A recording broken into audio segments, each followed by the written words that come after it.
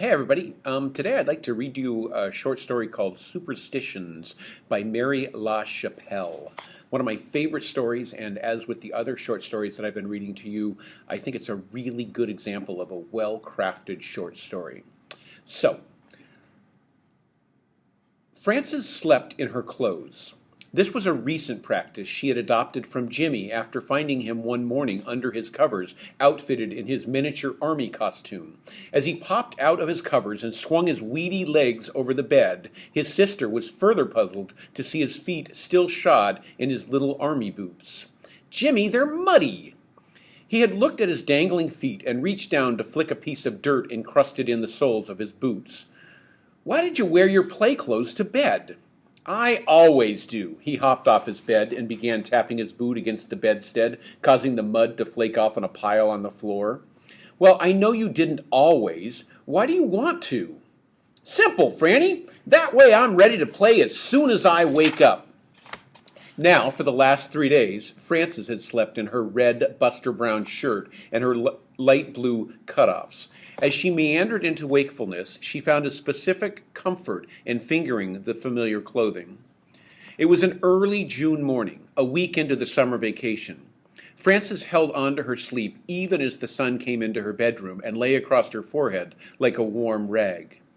But when the light became so bright that she needed to cover her eyes with her arm, she woke up and rolled onto one elbow so she could rest her chin on the window ledge by her bed. She blinked her eyes. From 2 stories up, the grass looked wavy like water. Frances turned from the window and looked around the squareness of her room. Reassured that she had gone nowhere else in the night, she slipped out of her tight covers from the top. This was another time-saving trick Jimmy had taught her. He theorized that little kids who got in from the top and out from the top never had to make their beds. Just punch the pillow and that is that. She stood for a moment by the bed and looked out at the day to be. In the sky, 2 swallows spiraled erratically downward. They looked more to be falling than flying. Away from the window, she turned to face the half-opened door. She closed her eyes and touched her fingers to the wall just above her bedpost. Then walked like this, eyes closed, her one hand guiding her along the wall, out of her room and down the hall. She was apprehensive as she brushed on toward the attic, because if she were to find it had been left open, it would be a bad sign that she couldn't change. Her hand hesitated at the doorway, molding, as a draft wafted over the little hairs on her wrist. The door was open. She passed her hand over empty space, making believe there was a door there. This didn't help, and the panic she had dreaded surged up from her stomach, making her run blindly down the hall until she was at the opening of the stairway. She bent over to feel where the first step began and sat down on the landing. Her eyes were still closed. She pressed them against her knees, and the pressure created white lights under her eyelids. This ritual of the blind walk through the upstairs hall was one that Frances had adopted herself. She had not taught it to Jimmy because it made no sense.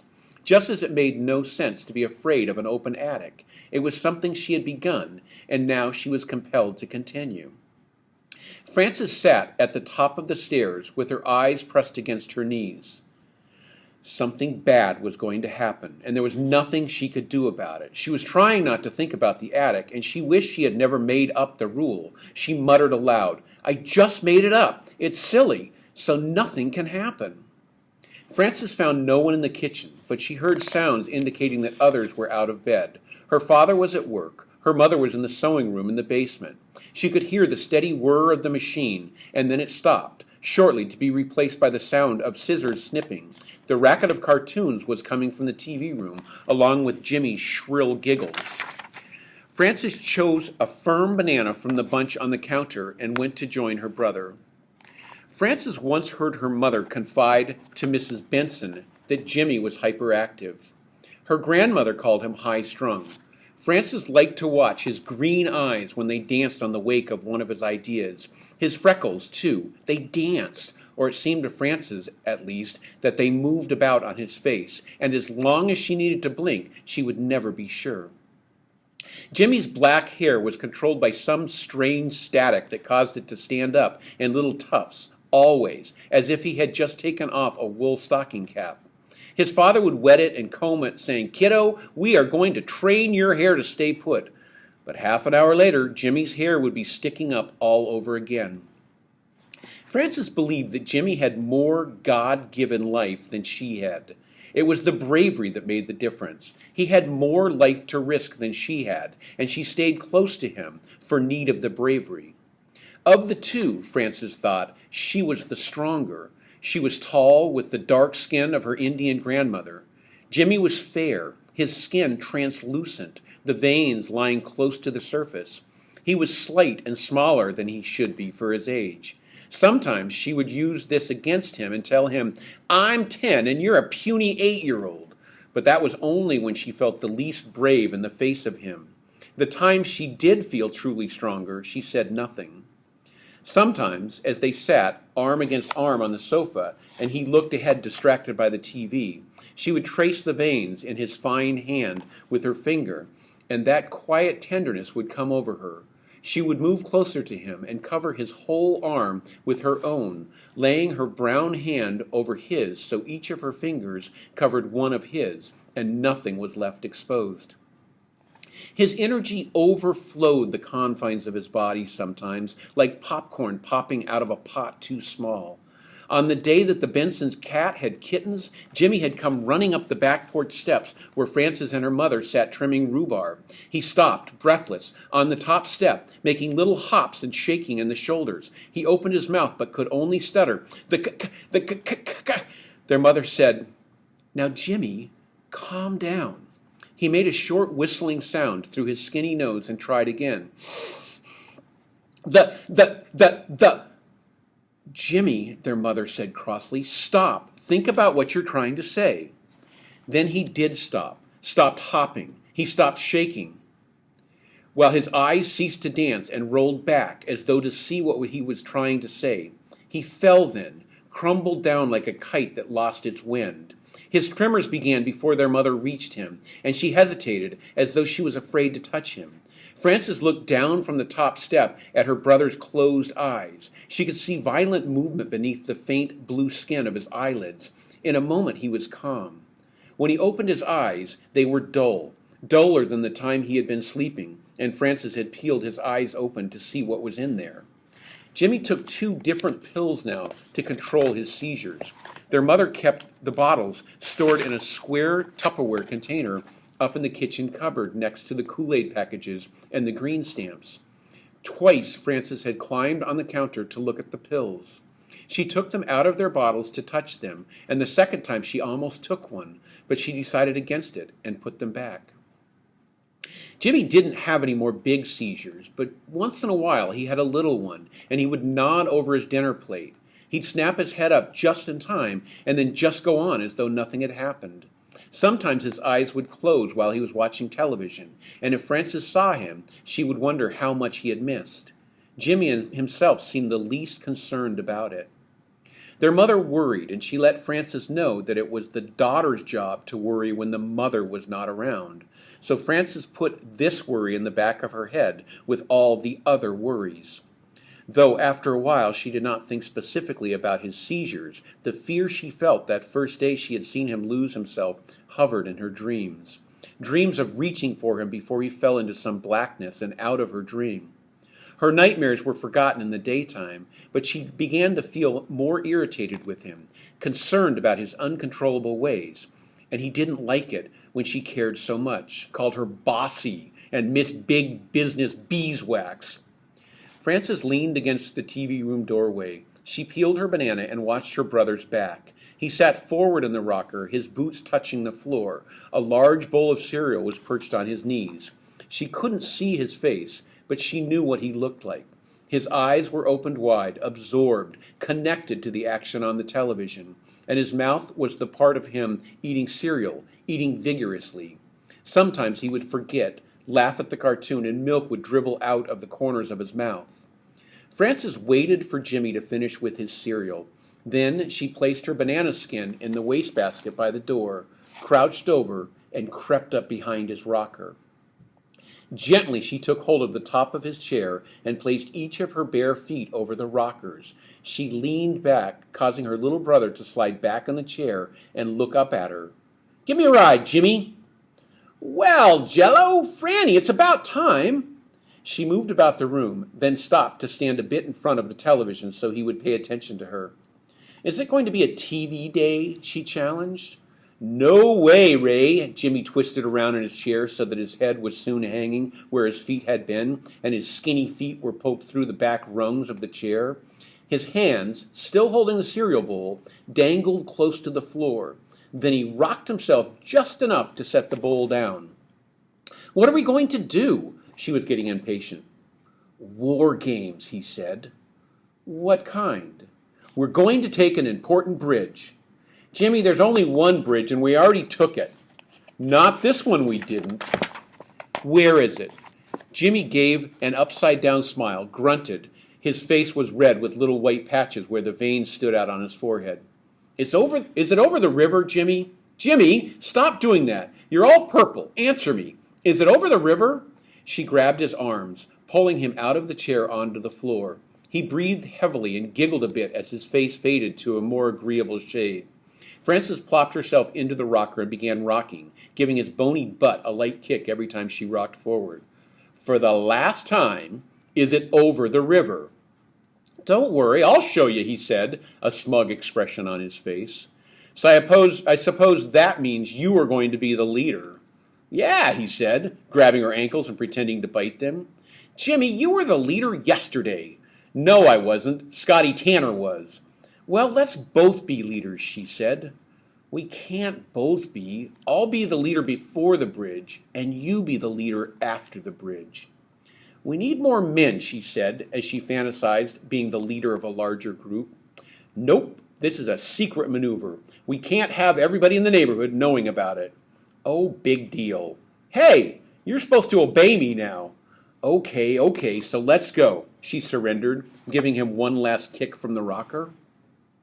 This last kick spurred Jimmy, and he blasted up from the floor with one swift movement. He stood in front of Frances, his legs spread, with his little knees hyperextended in the back.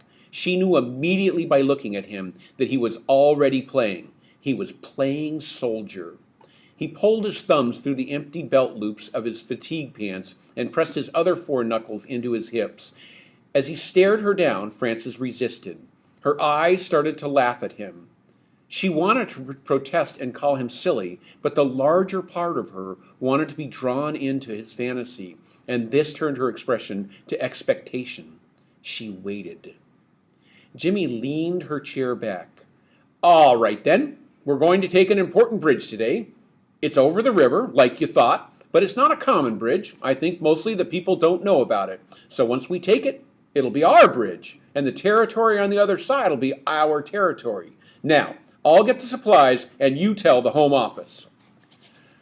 Frances went down the basement stairs to her mother's sewing room. Her mother, the home officer, surveyed Frances from across her sewing table and then bowed to start sewing again. "Frances, when are you going to change your clothes?" "I don't know." "Well, I hope you'll know soon." Her mother concentrated on changing the needle in her machine. "Mom?" "Mm-hmm." "Jimmy and I are going out to play." "Where is out?" You know." "I know that you are to stay away from the banks. Stay up on the trails. Before you go, take this up to Jimmy." She handed Frances an old leather belt of their father's, trimmed down with extra holes poked in it. "Tell him to wear it. I've had enough of the droopy drawers and everybody in the neighborhood seeing where his legs begin." Her mother looked over her sewing glasses to make the point, then resumed her work. Frances held the belt in her hand, but instead of moving away, back to Jimmy, she waited, as though her mother might have something more to give her. She leaned against the sewing table. "Frances, don't jiggle the table. How can I sew a straight line?" "Mom?" "Mm-hmm." Her mother now had pins between her lips.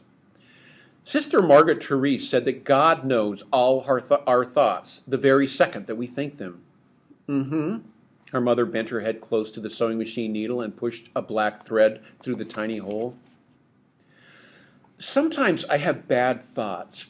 I don't mean to think them, but, they just come to me, and then I suppose he knows, and I try to take it back." Take what back? Her mother mumbled, with the pen still between her lips. The bad thoughts. Frances moved up to her mother and plucked 3 pens all together out of her mouth. Now talk to me. Well, Frances, if it's important, why don't you start from the beginning and try to make yourself a little more clear? Frances sighed, closed one eye, looked at her mother. Sometimes I have bad thoughts, she announced this sentence, each word stated loudly and with long pauses in between, as though her mother might be hard of hearing or slow-witted. I don't think them on purpose, and I wish that God would just forget about them so that I won't get in trouble. Well, just tell God you're sorry and go to Saturday confession, her mother smiled at Frances. No, Frances bleated, not those kind of bad thoughts, not sinful or mean ones. Are you talking about impure thoughts? Oh, well, honey, you're not being very clear then. Can't you give me an example? Frances cleared her throat. Okay, we'll be riding in the car. We're passing underneath the stoplight, and just then the stoplight changes to yellow. Well, the first time that happened to us, I got a bad thought. What bad thought? Just that it's bad luck to be under the light when you can't see it change to yellow. And if I ever do that again, something bad will happen. Like what will happen, Frances? Would we be in a car accident then?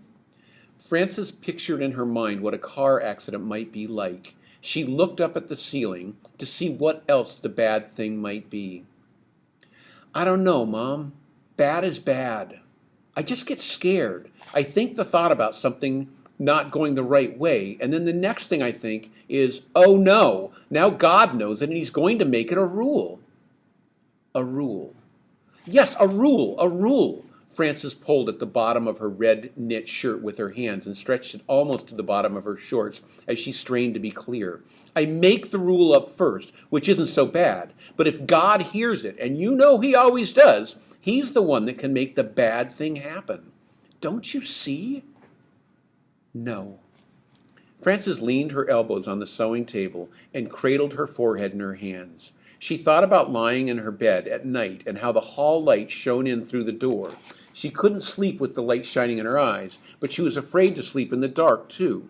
She remembered when she first found the solution to the problem. She had gotten up and moved the door to the position of being exactly half open and half closed. But as soon as she had done that, a new rule had entered her consciousness. Exactly in the middle. That was the rule. That was what the rule had been after that. From then on, she had to remember to keep the door exactly in the middle when she went to bed, or somehow it would be bad luck. Frances felt her mother touch her elbow, and she heard her say, "Tell me." She looked up, still holding her chin in her hand, and said, like, for instance, the bedroom door has to be half open. That's not a bad one, though. Not as bad as the stoplight one, anyway. I suppose the bigger the bad luck, the worse the bad thing that is going to happen. I think little ones hardly count, but I do them just the same, to be safe. Give me an example of a little one. Eating M&Ms. What about M&Ms, for heaven's sake? Her mother asked. I have to eat them in order. I lay them all out in rows by color. I eat the M&Ms from the longer rows until until all the rows are the same length as the shorter ones. Frances was finding this a difficult process to explain.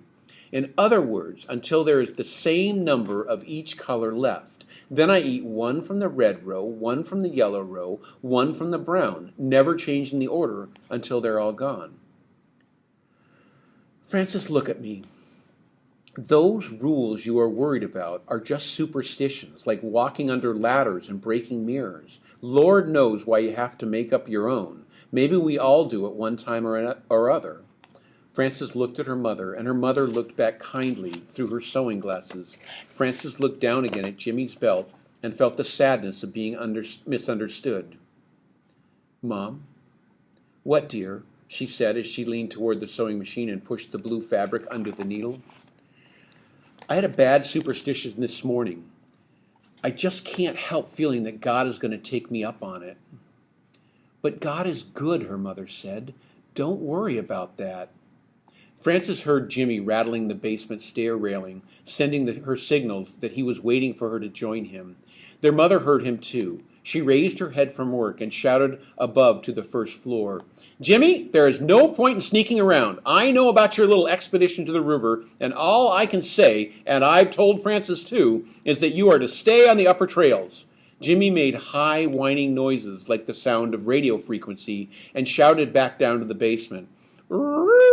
Can't read you. Am experiencing interference. Well, you better read me, fella, she called back. They heard Jimmy shout, AWOL! When you go up there, tell your brother no more shouting. Frances didn't answer her. Still leaning on the table, she spent a lot of time sticking each of the pens that she still held in her mother's pincushion. Her mother glanced up.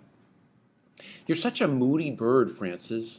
Frances rolled her eyes and walked away from the sewing table with a sort of underhanded wave. It was a wave to say half goodbye and to half say, get lost. She stomped up the stairs to let her mother know that she was leaving and to let her brother know that she was coming. Jimmy was sitting on the top step. His legs on the second step were jiggling up and down in his little army boots. Jimmy's body commotion had caused several of the supply items to fall from his lap.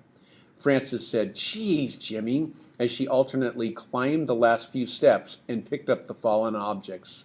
She picked up one of her high-top tennis shoes. Jimmy had painted it completely black with a magic marker so the pair would match his army boots. There was also a little tin compass which always said north unless someone shook it, then it said northwest. The last thing was a long, narrow strip of paper that had a representation of the Mississippi River running down it. Jimmy had cut this out of a larger map of the United States in their family atlas. Frances wished that he would throw it away. It was hardly an aid to their minute explorations of the river. While Frances put her shoes on, Jimmy stood in the back hallway, listing aloud the supplies as he stuck them in his baggy pockets. Peanut butter and grams, compass, map, twine, penlight, jackknife, a banana for me, and here is a banana for you. Frances stood up, took the banana that Jimmy was handing her, and stuck it in the elastic of her shorts. Here, Mom wants you to wear this, she said, while threading Jimmy's new belt through his belt loops. Nice, he hummed, a note of pleasure, stuck his banana through his belt and patted it as though it was a pistol. Ready, Eddie? Jimmy asked Frances. You bet, pet. Frances stretched her brown arm over his little shoulders and walked him backward out of the back screen door. On the stoop, they both leaned down to pick up their walking sticks. Jimmy had smoothed them out by rubbing them against the concrete driveway. That was in the spring, and now the two sticks had become a part of their routine. Frances was fond of her stick. She liked its sanded softness. She thought, as she gripped the stick and walked with Jimmy out of the backyard, that the stick made being outside easier. It was not a superstition. Her stick was useful. She could test the depth of puddles before walking through them, turn night crawlers over on the sidewalk without getting the slime on her fingers. She could knock crab apples out of the trees, and she could knock any wise guy in the neighborhood, if need be. Jimmy cherished his stick as an object of fantasy. Frances couldn't keep up with its many identities. A sword, a staff, a laser gun. When Jimmy wanted to pretend sword fighting with her, she would resist, saying, I don't want to break my stick. They walked a short distance along the back fences of the neighboring yards and turned from the alley onto the sidewalk. They headed for the river, which was 5 straight blocks away. The sun was warm and persistent, with promises to shine over everything by noon. Frances stood flat-footed for a moment, pulling up the heat of the sidewalk through her tennis shoes. Outside, Jimmy forgot himself completely. Frances forgot herself occasionally. She was aware of certain precautions, like not looking into the sun too long. Crack! Jimmy, don't step on the crack! Crack, smack. You'll break somebody's back. Not mine. Somebody's. Just play the game. Play it for me. Okay. Crack, schmack, as he jumped on every crack he could see. Jimmy! She grabbed him around the waist tightly with her chin between his shoulder blades. He giggled, then stopped. Frances breathed warm breaths through the shirt on his back. He made low, growling sounds like a captured lion. Frances held Jimmy in a grip that said, You can't get away. She might have held him forever, but he slumped down, making himself dead weight in her arms. He hummed a teasing little tune between his teeth, and while Francis became nervous about his tune, he slumped down just far enough to dangle his hands close to the inside of her knees. Then, when he had gained his position, he tickled her relentlessly there. They both fell to the grass boulevard next to the sidewalk and laughed until they ached. When they rolled away from each other onto their backs, she found the banana smashed on the front of her shorts and shirt.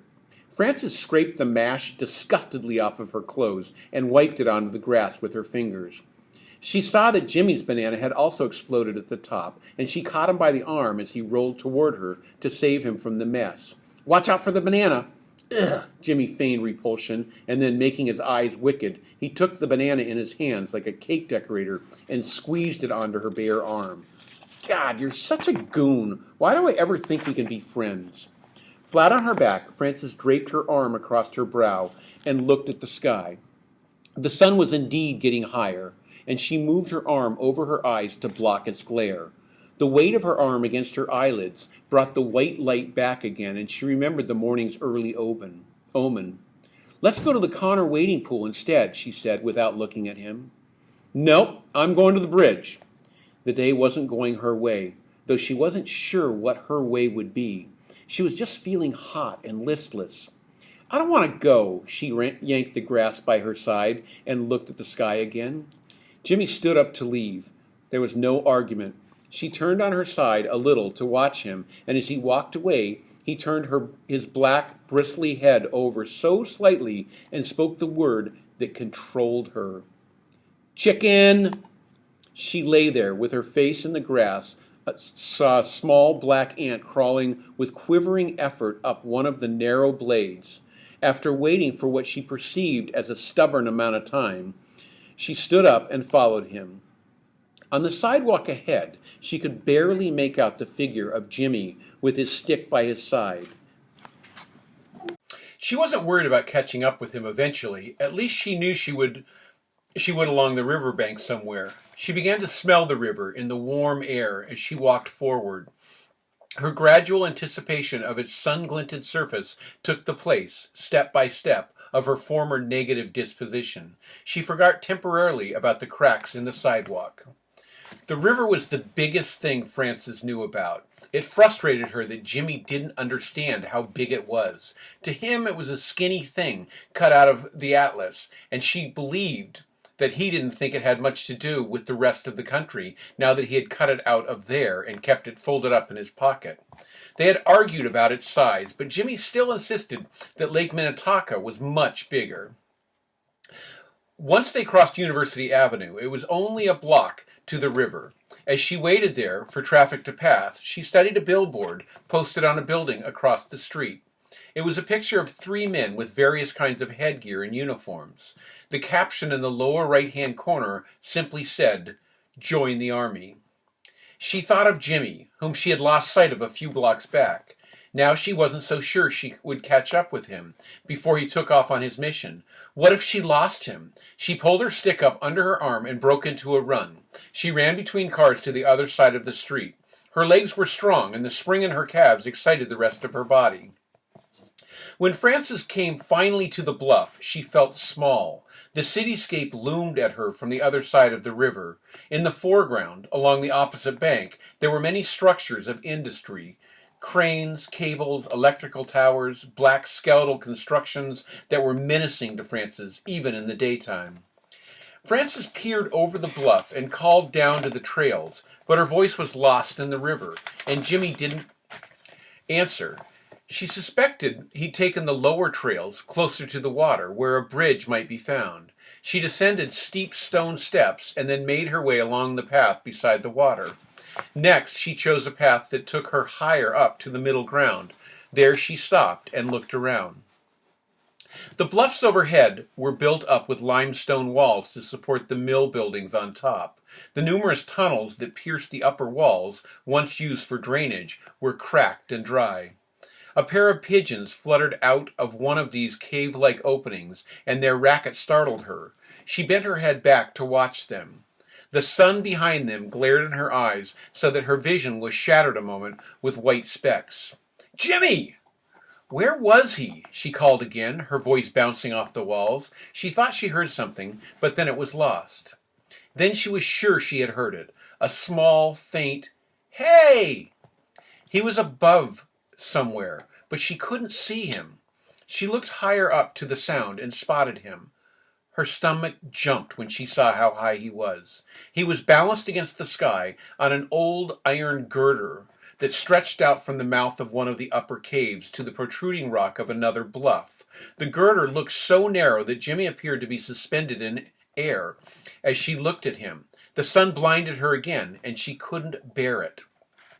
There wasn't time to take the trail back to the steps, so she began to climb the rocks at the foot of the bluff. Her ears were full of her own breathing, and with each breath she would call out to herself, "That's not a bridge. That's not a bridge. That's not a bridge." The closer she came to Jimmy's position, the more panicky she became, and her refrain turned into, "This is the bad thing. This is the bad thing." But then she caught herself and changed it to, "No, it's not. No, I won't let it be. No, I won't let you do it." She was losing her breath when she finally reached the upper trail. She ran along the upper trail until she was below the cave. Jimmy was still teetering on the girder. His back was to her, and he was bowed slightly, looking down. She didn't call to him, afraid to startle him. Now she could see how he'd gotten there. He'd climbed down instead of up. There was even a sort of rock trail coming down from the high ground. A ledge jutted out from the wall in front of the archway of the cave. It was from this ledge that the girder was suspended. It was necessary for Frances to climb the wall from below. It wasn't far up now, but it took time for her to search out the proper footholds. Normally she would have been frightened of such a climb, but today she was frightened for Jimmy. Today she was sure the bad luck was his. Once her footing slipped on a rock, but her hand grips were strong enough to hold her. When she climbed over the ledge, Jimmy was watching her from his perch. "Hey, good going, Franny. I've been waiting for you." Frances gave him no reaction. She could see how rusty and decayed the girder was, and understood how easily it could fall apart. She looked only briefly at the drop Jimmy was hanging over. He was above a small ravine full of rocks and other rusted beams that had fallen like this one would. Frances wanted to sound calm when she first spoke. She wanted not to be afraid. She thought perhaps she could change the bad luck if she wasn't afraid. Her stick still hung from her belt loops. She knew what she should do. "Jimmy, I want you to come back here." She leaned over the ravine. "I want you to hold onto this stick and cross back over here." "No way, Ray. The idea is to cross this bridge." Frances couldn't keep her voice level. "Jimmy, please." He looked back at her with challenge in his face. "And I say, Franny," he began to bounce on the girder, singing, "Franny, Franny, Franny." He was teasing. Across the short expanse he could see the dance in his eyes. Then there was a change. A curtain began to close over the dance, and she knew it was starting to happen. Jimmy knew it was happening, too. A shred of a second before his eyes went blank, she could see the terrible fear, the kind that she had never seen on his face before. She was on the girder before he began to stumble. When he did begin to lose his balance, she shouted with a deep voice, a voice not her own, "Hold on to the bridge!" Perhaps her words made him respond, or perhaps his own little body responded independently in that dawning moment before the seizure, that time between control and uncontrol. Something forced him to his knees, kept him from toppling over. Frances straddled the girder and grabbed his belt. She stuck her stick through the belt and used it for a handle as she inched her way backward on the beam. She waited a little as he shuddered, and when he began to come to, she pulled him off the girder onto the ledge. Groggy but conscious now, Jimmy cried like a wounded soldier, all anguish and failure and something he didn't understand. He cried like it was a new thing to cry. She laid her body across his and was quiet. Jimmy said in small chokes, "I wet it, Franny. I wet my uniform." She felt the dampness too, but she kept herself from crying because she was the older one. She was the one who knew how things could happen, who knew how these things could happen. She nested her face next to his and said, "That's okay, Jimmy. We can change it when we get home." There's a document attached to this assignment with some questions on it to think about. Thank you.